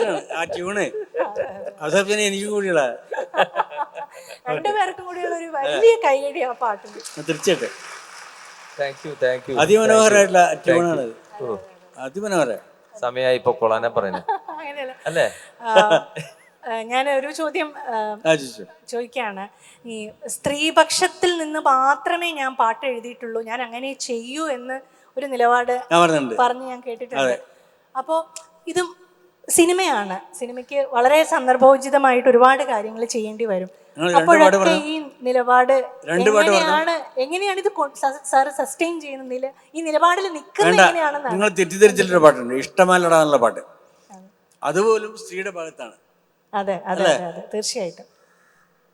വികാരനൗക എഴുതിയ ആള് തന്നെയാണ് ഇഷ്ടമല്ലടാ എഴുതിയെന്ന് എല്ലാവരും ഓർക്കണം കേട്ടോ. എനിക്ക് തോന്നുന്നു അങ്ങനെ ഒരു സാറിനെ കാണുമ്പോൾ അതൊരു ഇങ്ങനത്തെ പാട്ടുകളെ എഴുതുള്ളൂ എന്ന് എൻ്റെ ഒരു ഫ്രണ്ട് ചോദിച്ചു. ഈ പാട്ടൊക്കെ സാറിൻ്റെ ആയിരുന്നോ? ലജ്ജാവതി അല്ല, ഒരു ദിവസം കാറിൽ ഞാൻ ഒരു ടാക്സിയിൽ ഞാൻ പോകുമ്പോൾ ഇയാൾ വെറുതെ എല്ലാ പാട്ടും ഇടല്ലോ, ഏതോ ഒരു പാട്ട് ലജ്ജാവതി ഇട്ടിട്ട് അയ്യോ സാറ് ബാക്കിൽ സാറ് ബാക്കിൽ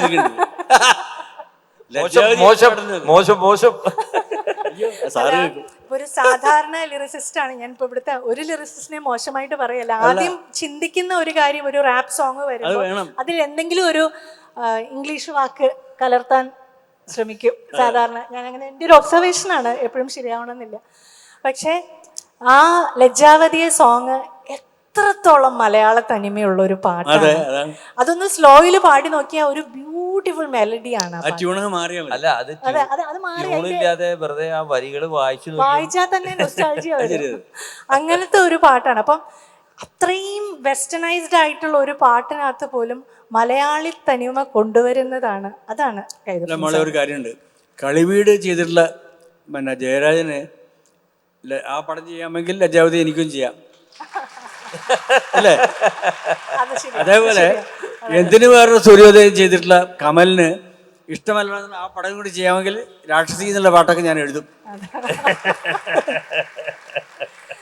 അപ്പോ നമുക്ക് രാക്ഷസിയെ പോലും കളിയാക്കിയില്ല, അതിനപ്പുറത്ത് പറഞ്ഞിട്ട് എന്റെ കൂടെ വന്ന ഞാൻ നിന്നെ സ്വീകരിക്കാന്ന് പറയുന്നത് എല്ലാത്തിനും ഉണ്ട്.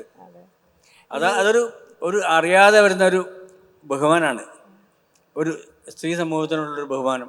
ഹരികൃഷ്ണൻസ് എന്ന് പറഞ്ഞ സിനിമയിൽ ഒരുപാട് ഇറങ്ങിയ എല്ലാ പാട്ടുകളും സൂപ്പർ ഹിറ്റ് ആയിരുന്നു. അപ്പം അതിനകത്ത് പൊന്നാമ്പൽ പുഴയിറമ്പിൽ നമ്മൾ എന്ന് പറഞ്ഞ പാട്ട്, അതിൻ്റെ ഒരു കഥാസന്ദർഭം എന്ന് പറയുന്നത് 2 നായകന്മാര്, ഒരു നായിക, രണ്ടുപേരും നായികയെ ഇംപ്രസ് ചെയ്യാൻ ശ്രമിക്കുന്നു. നായിക കൺഫ്യൂഷനിലാണ്. രണ്ടുപേരും എൻ്റെ സുഹൃത്തുക്കളാണ്, എനിക്ക് വളരെ പ്രിയപ്പെട്ട ആൾക്കാരാണ്, ഇതിലാരെ ഞാൻ സ്വീകരിക്കും? അതിലൊരു വരിയുണ്ട്, വരില്ലേ നീ വരില്ലേ കാവ്യപൂജാബിംബമേ എന്ന് 2 നായകന്മാരും ഒരുമിച്ച് ഇങ്ങനെ കൈ ചേർത്തിട്ട് പാടുകയാണ്. അപ്പോൾ നായികയുടെ മറുപടിയാണ്, നിലാവായി നീലരാവിൽ നിൽപ്പൂ മൂകം ഞാൻ മൂകമായിട്ട് നിൽക്കുകയാണ്, എനിക്ക് ഒന്നും പറയാനില്ല, ഞാൻ എന്താ ചെയ്യേണ്ടതെന്ന് എനിക്കറിയില്ല. അപ്പം 98 ഇറങ്ങിയ പാട്ടാണത്. അപ്പം അന്നത്തെ ഒരു സിറ്റുവേഷൻ അതായിരുന്നു, അന്ന് സ്ത്രീകൾ അങ്ങനെയായിരുന്നു. പക്ഷെ ഇന്ന് ആയിരുന്നെങ്കിൽ ഒരു പക്ഷേ വളരെ നല്ല സുഹൃത്തുക്കളാവാം, കല്യാണം അവർക്ക് ആവശ്യമുണ്ടെങ്കിൽ കഴിക്കാം, അങ്ങനെ മൂകമായിട്ട് സ്ത്രീകൾക്ക് നിൽക്കേണ്ട ഒരു അവസ്ഥയില്ല. ഇപ്പോഴാണെങ്കിൽ എന്തായാലും ഒരു മറുപടി അത് അവർ കൊടുക്കും അല്ലേ? ഡോക്ടറെ ഒരു കാര്യം കൂടി ഉണ്ട്, ഇന്നലത്തെ പേപ്പറിലുണ്ടായിരുന്നു രജിസ്റ്റർ ഓഫീസിലേക്ക് പോകണമെന്ന്, രജിസ്റ്റർ ചെയ്യണം എല്ലാവരും. അപ്പോൾ ഞാൻ രജിസ്റ്റർ ഓഫീസിലേക്ക് പോകാൻ നമുക്ക് ഒരുമിച്ച് എഴുതുകയാണ്. അപ്പോൾ ഒരു 4 വരി ഒരു മറുപടി പോലെ എഴുതുകയാണെങ്കിൽ ഒറ്റ വരി മതിയല്ലോ. ആ നിലാവായി നീലരാവിൽ എന്ന് പറയുന്നതിന് പകരം രജിസ്റ്റർ ഓഫീസിലേക്ക് നമുക്ക് പോകാൻ, എല്ലാം ലീഗലായിട്ട് നടന്നോട്ടെ എന്ന് അല്ലേ? അല്ല, വെറുതെ തോന്നിയ പോലെ ഒരു പെണ്ണിനെ കൂട്ടിയിട്ട് പോകാനൊന്നും പറ്റില്ല. ഇപ്പോൾ നിയമം വരാൻ പോവാണ്, നിങ്ങൾ ഫ്രീ ആയിട്ട് അങ്ങനെ ജീവിക്കുന്നുണ്ടെങ്കിൽ രജിസ്റ്റർ ചെയ്യണമെന്ന്. അതുകൊണ്ട് അത് പറയും, ആ പെണ്ണ് പറയും, നിങ്ങൾ 2 പേരും വന്നോളൂ, 2 പേരും രജിസ്റ്റർ ചെയ്തോളൂ പറയും.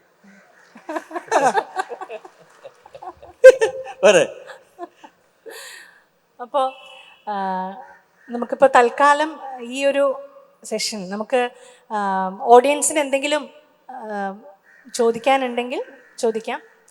TP ശാസ്ത്രമംഗലം ഉണ്ടെങ്കിൽ ഒഴിവാക്കാം അല്ലേ? പുള്ളി എന്തെങ്കിലും ചോദിച്ചാളേ, അതുകൊണ്ട് അത് വേണ്ട, അല്ലാത്ത ആൾക്കാർക്കൊക്കെ ചോദിക്കാം. ഹലോ, മൈക്ക് ഒന്ന് കൊടുക്കും, മൈക്ക് കൊടുത്തോളൂ, ഓണാണ്. ഹലോ സർ, അതൊരു ചോദ്യം. എൻ്റെ പേര് രതീഷ് കൊട്ടാരം. സാറേ ഒരു പിന്നെ നമ്മുടെ ഗാനാലാപനത്തിൽ നമ്മൾ സ്വരസ്ഥാനങ്ങളിൽ കേന്ദ്രീകരിക്കുമ്പോൾ, അതായത് നോട്ട്സിൽ ശ്രദ്ധ കേന്ദ്രീകരിക്കണം എന്നാണ് അങ്ങ് എപ്പോഴും പറയാറ്. ഇൻ്റർവ്യൂവിലൊക്കെ ഞാൻ കേൾക്കുന്നത് അങ്ങ് പാടുമ്പോഴും എല്ലാം വളരെ നോട്ട്സിൽ വളരെയധികം ശ്രദ്ധ കൊടുത്തിട്ടാണ് ചെയ്യുന്നത്. അപ്പം നോട്ട്സിൽ നമ്മൾ ശ്രദ്ധ കേന്ദ്രീകരിക്കുമ്പോൾ ഭാവത്തിന് ഭാവം അങ്ങേറ്റത്തെ ഭാവം മനസ്സിൽ ആ ലിറിക്സ് ഉൾക്കൊണ്ടുകൊണ്ട് നമ്മൾ ഏതെങ്കിലും ഒരു പദത്തിന് കൊടുക്കുന്ന ഭാവം നഷ്ടപ്പെട്ടു പോകുന്ന ഒരവസ്ഥ വരുന്നുണ്ടെന്ന് പല പ്രസിദ്ധ ഗായകരും പറഞ്ഞു കേട്ടിട്ടുണ്ട്. ആ ഒരു അത് എത്രത്തോളം ശരിയാണ്? അത് നിങ്ങൾ ചോദ്യം മുഴുവനാക്കണ്ട, എനിക്ക് മനസ്സിലായി. അതായത് അതിനൊരു മെക്കാനിക്കൽ സ്വഭാവം, കൃത്രിമത്വം വരാൻ സാധ്യതയുണ്ട്. പക്ഷേ ഇവിടെയാണ് നമ്മൾ ഈ സ്വരസ്ഥാനം, ഒരു പാട്ടിൽ നമ്മൾ സ്വരസ്ഥാനം എന്തിനുപയോഗിക്കണമെന്നറിയോ? അതാ ട്യൂൺ പഠിക്കാൻ വേണ്ടി മാത്രമാണ്. ദാസേട്ടൻ പാട്ട് എഴുതുന്ന കണ്ടുണ്ടോ? എല്ലാത്തിൻ്റെ ഇടയിൽ ഇപ്പോൾ എന്ന് പറയാ സാരി എന്ന് വെറുതെ എഴുതി വയ്ക്കുക. അത് പെട്ടെന്ന് മനസ്സിലാക്കാവുന്ന കാര്യമേ ഉള്ളൂ, എന്നാലും എഴുതും. എല്ലാത്തിൻ്റെ ഈ സ്വരസ്ഥാനം വെറുതെ ചെറുത് വലുതൊക്കെ എഴുതും. പക്ഷെ ഇത് നോക്കിയിട്ടല്ല പാടുന്നത്, അത് പഠിക്കാൻ വേണ്ടിയാണ്, ഓർമ്മപ്പെടുത്താൻ. അത് കഴിഞ്ഞാൽ പിന്നെ ലിറിക്സിലേക്കാണ് പോകുന്നത്. ആ ലിറിക്സ് നോക്കി പാടണം. അപ്പോൾ ഈ ലിറിക്സ് നോക്കി ഭാവം പാടാൻ ഈ ട്യൂൺ നമ്മളുടെ മനസ്സിൽ കൃത്യമായിരിക്കണം. നമുക്ക് പെട്ടെന്ന് ബൈഹാർട്ട് ആവണം. ഇത് ബൈഹാർട്ട് ആകാതെ വരുന്നവർ, പ്രത്യേകിച്ച് ഭാഷ അറിയാത്തവർ അല്ലെങ്കിൽ ഭാഷ ജ്ഞാനം കുറഞ്ഞവർ, അവർക്ക് ഈ പ്രശ്നം വരും. അവർക്ക് ഈ ട്യൂൺ മനസ്സിൽ നിൽക്കില്ല. അപ്പം അതിനവർ സ്വരം നോക്കും. അപ്പം ഈ പറഞ്ഞ പോലെ മെക്കാനിക്കലായിട്ട് കൃത്രിമത്വം അതിൽ വരും. അതാണ് അങ്ങനെ നമുക്ക് ഭാവം പാട്ടിന് നമ്മൾ പറയാറില്ലേ? ഞാൻ ഉദാഹരണം പറയാം. ഇപ്പോൾ നമ്മുടെ മലയാളത്തിൽ നമ്മൾ ഒരു ഗായകനെയാണ് നമ്മൾ ഭാവഗായകൻ എന്ന് വിശേഷിപ്പിക്കുന്നത്. ആരാണത്? ജയേട്ടനാണ്. സംശയമില്ലാത്ത കാര്യമാണ്. കാരണം അദ്ദേഹത്തിന്റെ സ്വരം എന്ന് പറയുന്ന ആ ലിറിക്സ് ആണ്, വരികളാണ്. ആ വരികൾ നോക്കിയിട്ട് അതിന്റെ ഈണം ഹൃദിസ്ഥമാക്കുകയാണ് ചെയ്യുന്നത്. അതുകൊണ്ടാണ് അതിന് അത്രമാത്രം ഭാവം കൊടുത്ത് പാടാൻ പറ്റുന്നത്. തീർച്ചയായിട്ടും. പക്ഷെ ഞാൻ പറയുന്നത് ഈണം ട്യൂൺ സ്വരപ്പെടുത്തുന്നതുകൊണ്ട് കുഴപ്പമില്ല, അത് പെട്ടെന്ന് പഠിക്കാൻ പറ്റും. കമ്മ്യൂണിക്കേഷൻ ഈസിയാണ്. പക്ഷേ സാർ ഇപ്പൊ ജയേട്ടനെ കുറിച്ച് പറഞ്ഞപ്പോ ഞാൻ കൂടുതൽ സംസാരിച്ച സമയം കളയാനല്ല വന്നത്. പക്ഷേ ഷിബു ചക്രവർത്തി രചിച്ച് അധികം പോപ്പുലർ ആകാതെ പോയ ഒരു ഗാനമെന്ന് വേണമെങ്കിൽ പറയാം. സന്ധ്യേ സന്ധ്യേ സായം സന്ധ്യേ, സന്ധ്യേ സന്ധ്യേ സായം സന്ധ്യേ, ദുഃഖത്തിൻ മണമുള്ള സന്ധ്യേ. ഇങ്ങനൊരു സാധനം എല്ലാരും കേട്ടിരിക്കുമോ എനിക്ക് അറിയുന്നില്ല. ആരും കേട്ടിട്ടുണ്ടാവില്ല. കാരണം ഈ സിനിമ റിലീസായി ഒരു പ്രത്യേക സിനിമയാണ്. അതായത് മൂന്നാമതൊരാൾ എന്ന് പറഞ്ഞിട്ട് ആദ്യത്തെ മലയാളത്തിലെ അല്ലെങ്കിൽ ഇന്ത്യയിലെ ഡിജിറ്റൽ സിനിമ റിലീസ് ചെയ്തിരിക്കുന്നതാണ്. ഡിജിറ്റൽ ഫോർമാറ്റ്, ഫിലിമിലല്ല ഷൂട്ട് ചെയ്തത്, ഡിജിറ്റലി അന്ന് ആദ്യത്തെ സിനിമ. അപ്പം അതുകൊണ്ട് തന്നെ അതിന് തിയേറ്റർ കിട്ടിയിട്ടില്ല, പിന്നെ അധികം ആക്സെപ്റ്റൻസ് കിട്ടിയിട്ടില്ല. ഒരുപാട് തിയേറ്ററിലൊന്നും റിലീസ് ചെയ്യാൻ പറ്റില്ല, കാരണം ഇത് സാറ്റലൈറ്റ് മുഖേന റിലീസ് ചെയ്യാൻ പറ്റുള്ളൂ. അതുകൊണ്ട് മാത്രം അത് അങ്ങനെ ശ്രദ്ധിക്കപ്പെട്ടില്ല. പക്ഷേ ജയേട്ടൻ ഈ പാട്ട് പാടിയിരിക്കുന്നത് കേട്ട് കഴിഞ്ഞു കഴിഞ്ഞാൽ ഏതൊരുത്തരും ഒന്ന് ആത്മാർത്ഥതയോടുകൂടി ഒന്ന് വളരെ ഹൃദയം കൊടുത്തൊന്ന് കേൾക്കണം എന്ന് വിചാരിച്ചു കഴിഞ്ഞാൽ കരഞ്ഞു പോകും. അതെ, തീർച്ചയായും. എനിക്കിപ്പോഴും ഓർമ്മയുണ്ട്, എൻ്റെ വീട്ടിൽ ഈ റെക്കോർഡിങ് കഴിഞ്ഞ് ഞാൻ ഈ പാട്ട്, അന്ന് ഞാനും ഭദ്രൻ ഞങ്ങൾ വലിയ ഫ്രണ്ട്സാണ് അവിടെ ചെന്നൈയിൽ. എൻ്റെ വീട്ടിൽ എൻ്റെ കൂടെ കാറിൽ വന്നു. ഞാൻ പറഞ്ഞു, ഒരു പാട്ട് കേൾക്കണോ? വേറെ ഒരു സംവിധായകൻ്റെ പാട്ടാണ്. എടു പാട്ട്. ഈ പാട്ട് കേട്ടിട്ട് അങ്ങേര് പൊട്ടിക്കരയാണ്. എന്ന് വെച്ച് കഴിഞ്ഞാൽ പാട്ടല്ല, ഇത്രയും മനോഹരമായിട്ട് ഭാവം കൊടുത്ത് പാടിയിരിക്കുന്നു എന്നുള്ളതാണ്. അതിലെ താങ്ങായി തോളിൽ പിടിക്കാം എന്നൊക്കെ പറഞ്ഞിട്ട് ഒരു അസാധ്യമായ ലിറിക്സുമാണ്. അത് അധികം പോപ്പുലർ ആകാതെ പോയ സാഹചര്യം സാർ ഇപ്പൊ പറഞ്ഞപ്പം വ്യക്തമായി. ഞാനിപ്പോ സമയപരിമിതി കാരണം ആ പാട്ടിനെ കുറിച്ച് കൂടുതൽ പറയണമെന്നുണ്ട്. പക്ഷെ ഇവര് എന്നെ ചിലപ്പോ സമ്മതിക്കും. വേറെ ആൾക്കാർക്ക് ചോദ്യം. നമസ്കാരം സാർ. കഴിഞ്ഞ ഒരു മണിക്കൂറായി മലയാള സിനിമയുടെ മഹാപ്രതിഭകൾ രണ്ടുപേർ മാത്രമല്ല, രണ്ടുപേർ നിങ്ങളുടെ അനുഭവങ്ങളിലൂടെയും അതുപോലെ മൂന്നാമതൊരാൾ വളരെ മനോഹരമായി ഞങ്ങളുടെ കാതുകളെ സ്വർഗത്തിലേക്ക് ആനയിക്കുന്ന ഒരു രീതിയിനകത്ത് പെർഫോം ചെയ്യുകയുണ്ടായി. നിങ്ങൾ കഴിഞ്ഞ കാലഘട്ടത്തിൻ്റെ മാത്രമല്ല ഈ കാലഘട്ടത്തിലും നിങ്ങളുടെ നോളജ് അപ്ഡേറ്റ് ചെയ്തുകൊണ്ട് എല്ലാ കാലഘട്ടത്തിലെ മനുഷ്യരെയും ഒരു പ്രത്യേക തലത്തിലേക്ക് ആനയിച്ചു കൊണ്ടിരിക്കുന്ന സംഗീത സംവിധായകരും ഗാനരചയിതാക്കളുമാണ്.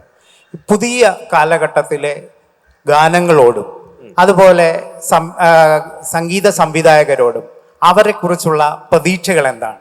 ഇനിയും അതിന് മനോഹരമായ ഒരു ഭാവിയുണ്ട് എന്ന് തീർച്ചയായും നിങ്ങൾ വിശ്വസിക്കുന്നുണ്ടോ?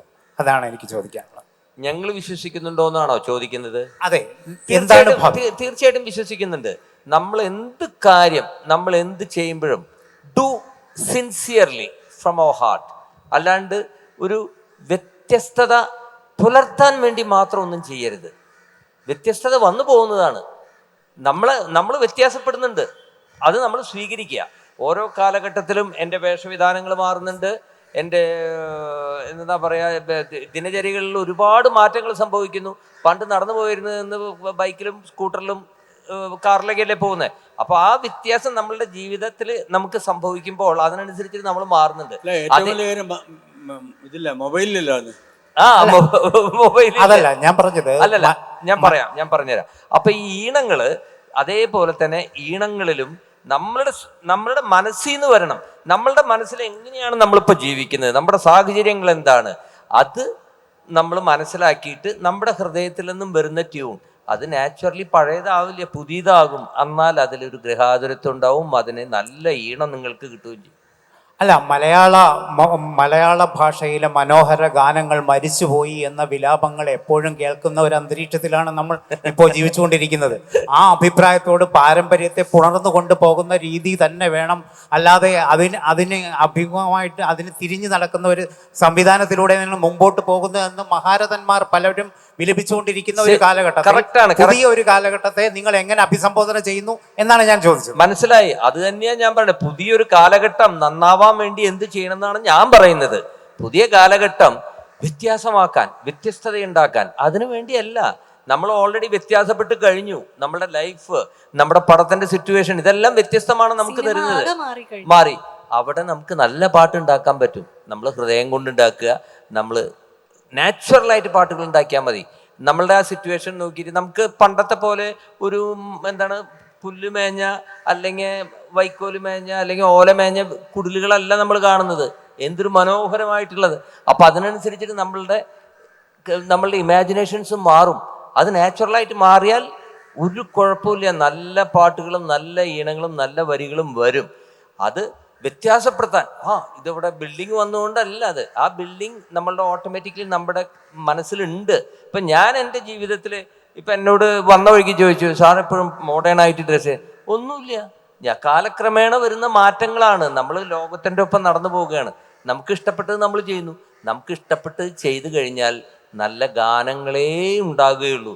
പക്ഷെ മറ്റൊരാളുടെ, അതായത് നമുക്ക് ഇഷ്ടപ്പെടാത്തത് വെറൈറ്റിക്ക് വേണ്ടി ചെയ്യാൻ പോകുമ്പോഴാണ് ഈ പറഞ്ഞ പോലെ ഗാനങ്ങൾ മരിച്ചുപോയി എന്നൊക്കെ പറയുന്നില്ലേ, അത് സംഭവിക്കുന്നത്. വെറൈറ്റി ഉണ്ടാകും, തന്നെ ഉണ്ടാകും. കൈതപ്ര സാറിന്റെ തന്നെ ലജ്ജാവതി വന്നപ്പോ എന്തെല്ലാം അഭിപ്രായ വ്യത്യാസങ്ങളാണ് ഈ സമൂഹത്തിൽ ഉയർന്നു വന്നത്. അതിനെക്കുറിച്ച് സാറിനും കൂടെ ഒന്നും കൂടെ ഒരു ഞങ്ങളിപ്പോൾ പറഞ്ഞല്ലോ, അത് പിന്നെ അത് വൃത്തിയായിട്ട് എഴുതിയിട്ട് വേറെ ട്യൂണിൽ പാടിയ ഒരു സംശയം തീരും. അതിൻ്റെ ചരണത്തിലൊക്കെ കംപ്ലീറ്റ് നല്ല ഒറിജിനലായിട്ടുള്ള ലിറിക്കാണ്. അത്രേ ഉള്ളൂ. അതിൻ്റെ ഒരു മൂടൊന്ന് മാറ്റാൻ വേണ്ടി വേറെ ഇത് ചെയ്തത് മാത്രമേ ഉള്ളൂ. അല്ല, ജീവിതത്തിൽ അക്ഷരമാലകൾക്കോ വാക്കുകൾക്കോ വാചകത്തിനോ ഒന്നും മാറ്റമില്ല ഒരിക്കലും. നമ്മൾ ഉപയോഗിക്കുന്നതിന് മാറ്റം. ഓക്കെ, 1 മണിക്കൂർ നമ്മൾ പാട്ട് കേട്ടും പാട്ടുണ്ടായ കഥ കേട്ടും ഒക്കെ അതിലിങ്ങനെ ലയിച്ചിരിക്കുകയായിരുന്നു. എന്ത് രസമായിരുന്നു എന്നോ അല്ലേ? ഇനി എന്ത് നൽകണം, ഇനിയും എന്ത് നൽകണമെന്ന് ഇവർ നമ്മോട് ചോദിച്ചാൽ നമ്മൾ എന്താ പറയുക? ഇനിയും പാട്ട് നൽകണം എന്നല്ലേ? അപ്പൊ എനിക്ക് തോന്നുന്നു ഒരു പാട്ടിലാണ് നമ്മൾ തുടങ്ങിയത്, ഒരു പാട്ടിൽ തന്നെ നമുക്ക് അവസാനിപ്പിച്ചാലോ? തീർച്ചയായിട്ടും. ഒരു പാട്ട് പെട്ടെന്ന് പറയുമ്പോൾ ഇത് പാട്ടാണ് നമ്മൾ പാടുന്നത്.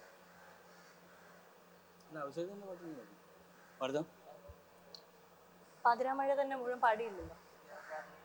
ഓക്കെ, അനുപല്ലവിയിൽ നിന്ന് തുടങ്ങട്ടെ. പല്ലവി പാടിയല്ലോ.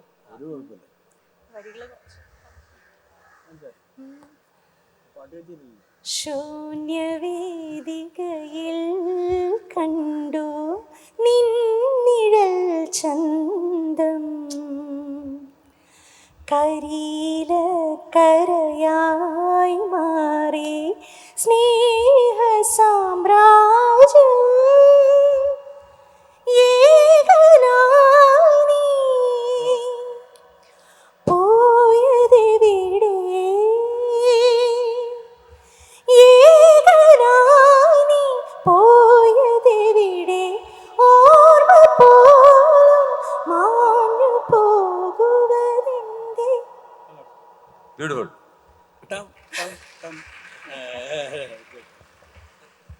വളരെ വളരെ സന്തോഷമുണ്ട്. ആത്മാർത്ഥമായിട്ട് നിങ്ങൾക്ക് വേണ്ടി സംസാരിച്ചു, ഗാനങ്ങൾക്ക് വേണ്ടി ഗാനങ്ങളുടെ കാര്യങ്ങൾ സംസാരിച്ചു. ഔസേപ്പച്ചനും ഞാനും കൂടി മോള് പാടി. നിങ്ങൾക്ക് കുറച്ച് നേരമെങ്കിലും സന്തോഷമുണ്ടായി എന്ന് വിചാരിക്കുന്നു. അത്രയും